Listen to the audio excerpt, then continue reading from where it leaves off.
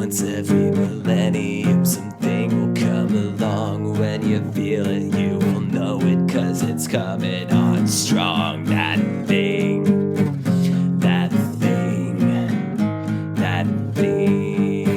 with James. Sit back, relax, deep breaths, no stress. Let me come inside your mind. I promise you it won't take long, the change will happen soon. You will feel something so special growing deep within you. That thing with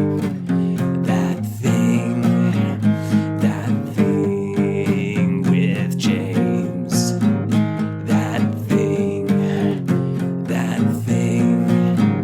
That thing with James. That's me.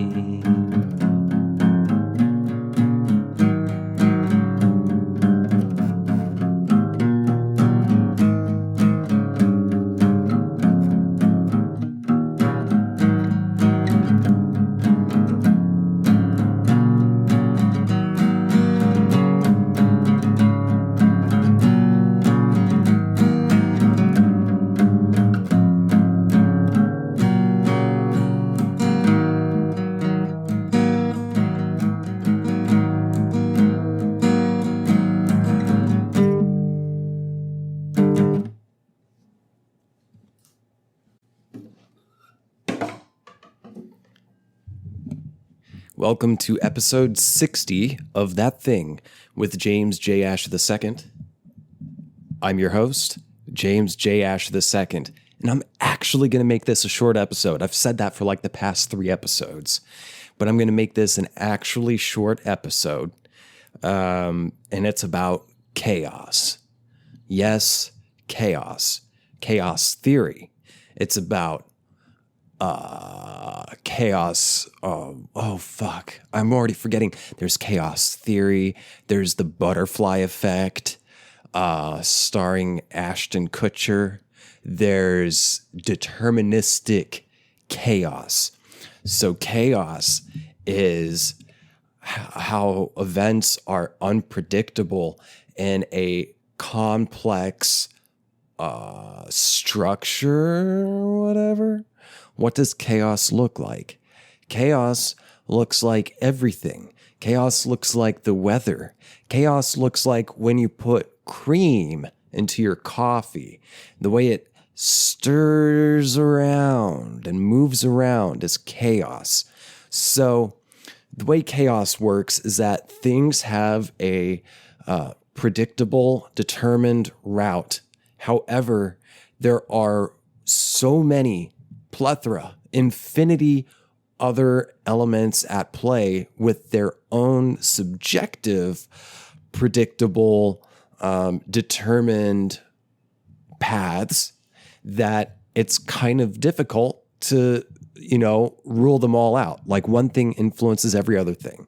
So there's the popular, pretty common idea for like the butterfly effect, which is if a butterfly flaps its wings in China, it causes a hurricane in Texas.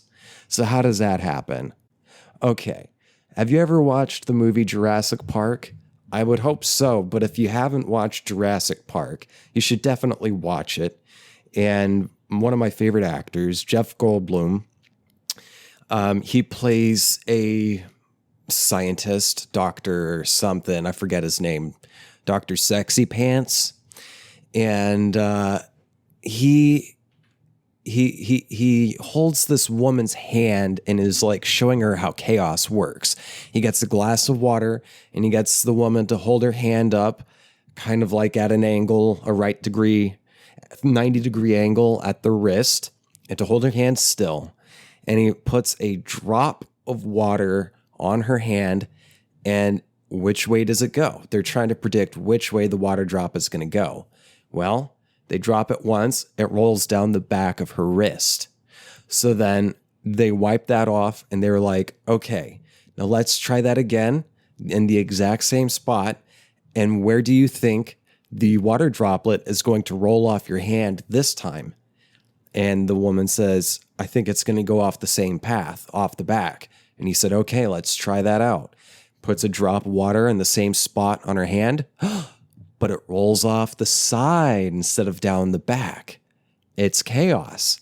See, you thought it would go one way, but it went another way. So what changed it? Why did it not follow the original path? Well, there are many factors at play. There is her body hair, there's her skin, how the pores are affects the path of the water drop, the hairs on the back of her hand, the peach fuzz, any movement outside of her body may have caused the water drop to take a different route than it did the first time. Wind in the air, air pressure, humidity, all of these different elements affected which way the water drop would drop. So basically, determinism is that it's not random. So the thing with chaos theory is that it is not a bunch of random events. It is a bunch of deterministic events. Deterministic means predictable. You can predict, you can calculate what something is going to be like or how it's going to behave within a certain amount of time. But when you perform an experiment like the water drop and it goes against what you predicted, it goes against its determined path, that's because of the deterministic outcomes of the infinite other tiny or large things affecting it also in that environment. So like, say you're going to drop a bowling ball off of a 20-foot ledge and you say, okay, this is what's going to happen. It's just going to fall down and it's going to take this long and it's going to land right there. Okay. So comes time. You've predicted how the bowling ball is going to drop. You let the bowling ball go and it slightly varies to what you predicted. So because you used math, it should have behaved and gone exactly the way you predicted it would, but it didn't. Why? Well, perhaps it's because, say, a person was dropping it. Perhaps they kind of gave it a little push or didn't let it go without sending it in some certain direction. Perhaps a huge gust of wind came along, or a bird is flying by and just ran straight into the bowling ball midair, and it sent the bowling ball landing in a different spot and taking a different amount of time to hit the spot 20 feet below the ledge. So every individual thing has its deterministic or predictable path. However, everything is influenced by everything else. And it will send a thing on an unpredictable path. Okay, let's take another good example, is meteorology. Have you ever said, why do they always get the fucking weather wrong? I know I have. And it happens a lot. As a matter of fact, the guy who first came up with or discovered or thought of chaos theory, he kind of discovered it, was a meteorologist. And with the help of two mathematicians who were women, who don't often get the credit, but they really are the ones who helped him flesh out chaos theory. I don't know their names, and I don't want to bother time doing Wikipedia. I spent way too much time on Wikipedia in the last episode. But these three people fleshed out chaos theory, and it started off with the weather. Ideally, you should be able to predict what the weather is going to be. due to winds, air pressure, high and low pressure, temperature, moisture, yada, yada, yada. And you use a computer and other calculations to predict what the weather will be like. However, the weather is often different than what it turns out, than what can be predicted by the computers and calculations that meteorologists use. Why is that? It's because of so many other unforeseen, unpredictable influences on the weather, on the prediction, that change it. So basically, it's not that random things are happening. Everything happens for cause and effect reasons. It happens, but it changes along the path because it is affected by different causes and effects. You know what I mean? So, okay, here's another example. Let's say I'm going to go outside because I'm visiting my parents. I'm out in the country, and I can go outside and pee. And I intend on peeing on an anthill. And that's what I fully intend to do. You know, I've got the arc. I can feel the pressure in my bladder, and I can predict how I'm going to launch my urine out of my penis urethra onto the anthill because I'm a sadistic son of a bitch. And so that's what I think is going to happen. So I go out and I unzip my pants. As a matter of fact, I just want to get comfortable. So I unbuckle my pants. I drop them all the way down to my ankles, my underpants too. Because I'm a man, and real men drop their pants and tighty-whities all the way to their ankles when they pee. So if you go to a men's bathroom, and you see a bunch of men's standing at the urinal peeing, but they've still got their pants on, they're a bunch of pussies. And then they're a bunch of Sally Nancy lady men who don't know how to pee like a real tough man with his pants and his underpants around his ankles. It's better off if you take off your shoes too, just do it in your socks. So I was in my socks. Theoretically, okay, back to the analogy. I'm in my socks. I have discarded my shoes. I threw them away from me as an act of pure masculine energy. And I've got my socks. I'm standing in the dirt, about a foot or two away from the anthill, which is in front of me. And I've got my pants, my underpants down around my ankles. And I grab my balls and my penis because that's what a man does. I cup the balls with my left hand and I pinch the head of my penis, actually the skin just behind the top of the head. I'm circumcised. So uncircumcised guys, they might have to peel some extra skin back, but they've got more skin to hang on to. I'm just pinching with my pinky out in the air, but I've got my index finger and my thumb pinching my absent foreskin area just behind the top of the penis head, the helmet. And I'm cupping the balls with the left hand, gently, undulating my fingers so that they roll around to try to stimulate the pelvic floor for optimal urine thrust. And I aim my wee-wee at a slight, let's say, 30-degree angle. And I can feel the propulsion from the pressure of the urine that's going to come out. And I let whiz go. And just as I go whiz, I see the first droplets arc in the air, just as I predicted. And they're about a foot or 2 feet above the anthill.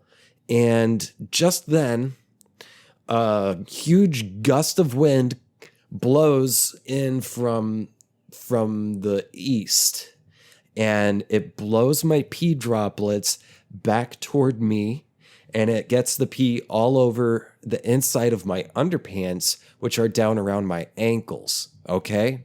And I don't stop because that's painful to have to stop midstream. And so I just let it happen. The wind doesn't stop. It's a constant, steady pressure for the next 30 to 45 seconds.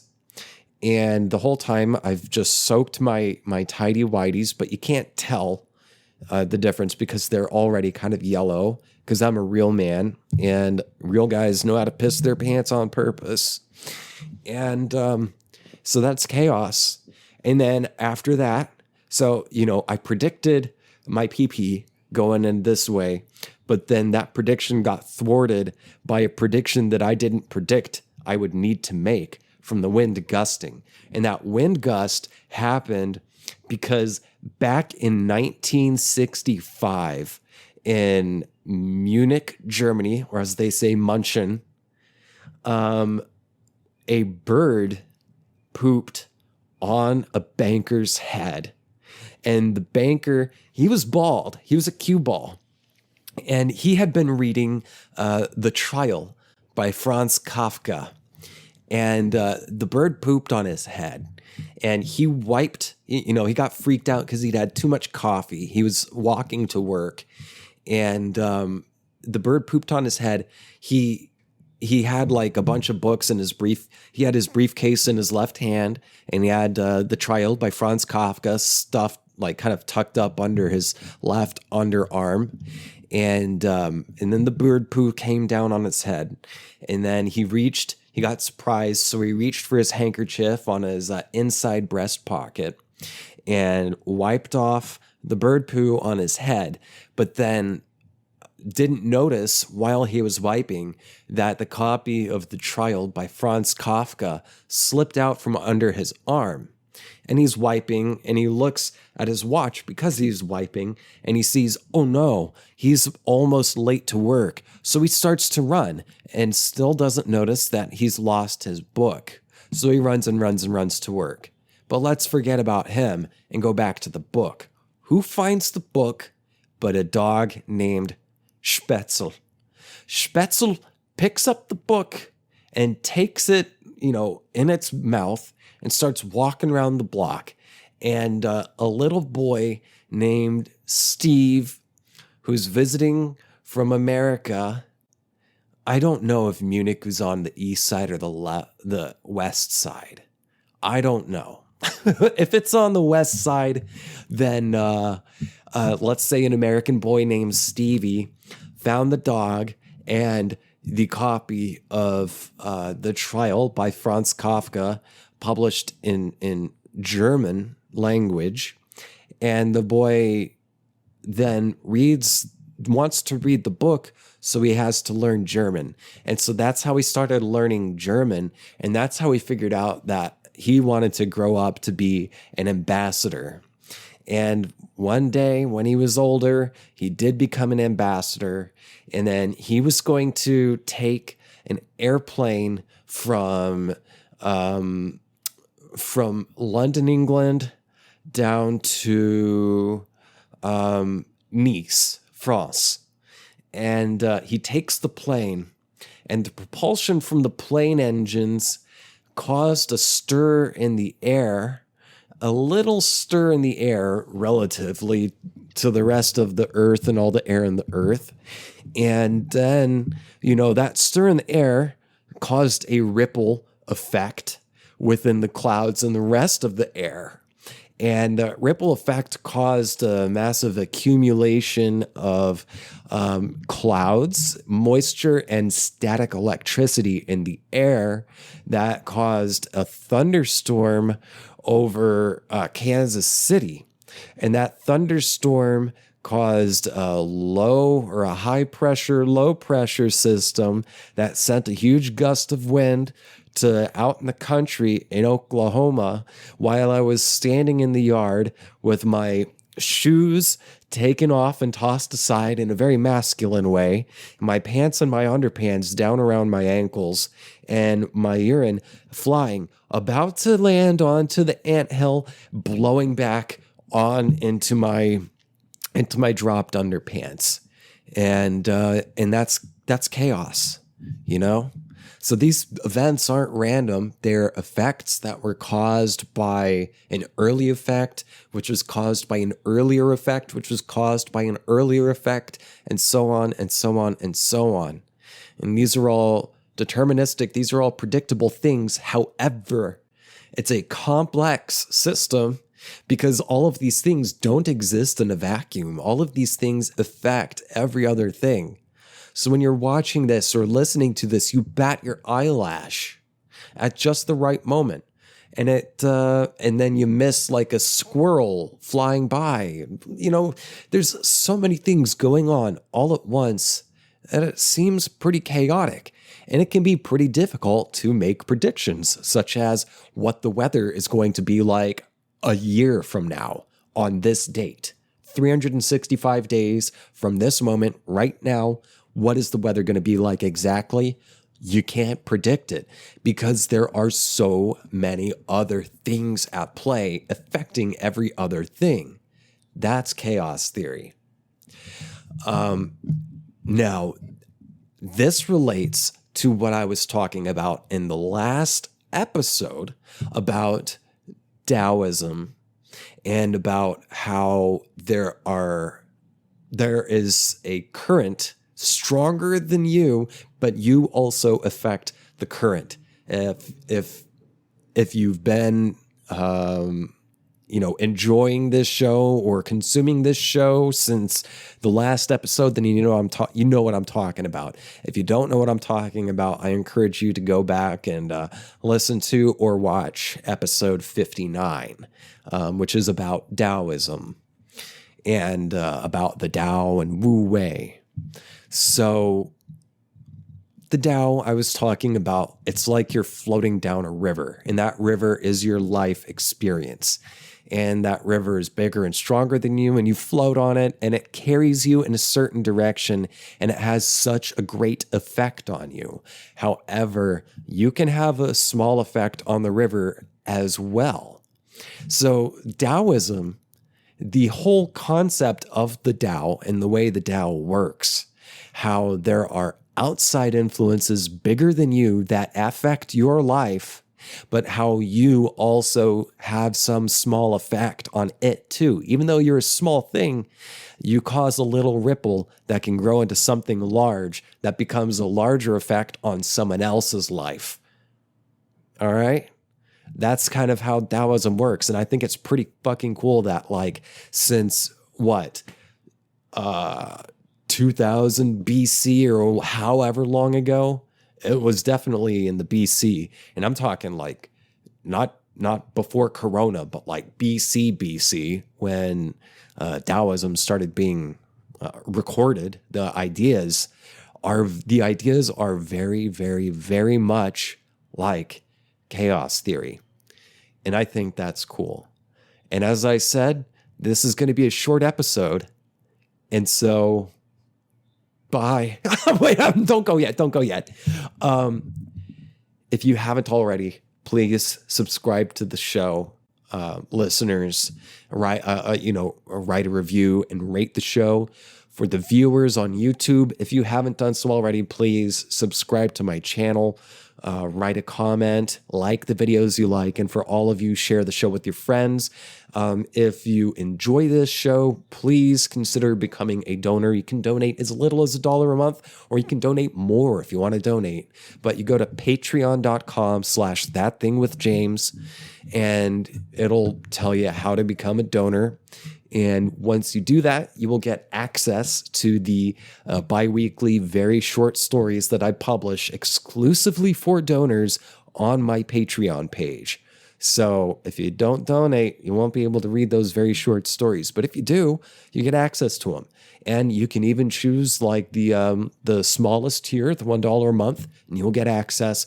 But furthermore, you'll get peace of mind in knowing that you're helping an independent artist, an independent craftsman bring you content.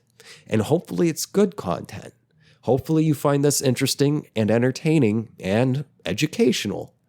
And if you have an idea for a story you'd like me to share or a subject you would like me to cover on the show, send me an email. If you are in search of advice, and I'd be happy to give advice on the show, I can keep you anonymous if you want, or I can say your name if you want. Send me an email at thatthingwithjames@gmail.com. And, or if you want, you can slide into my DMs. I'm active on Instagram and Twitter. My handle is @JamesJAsher. And, again, share the show with your friends. This is a short episode. I feel very naked and very weird ending this already, but, that's all I had to say about chaos. I'm going to go about the rest of my day. Bye. I love you. Be safe. Bye.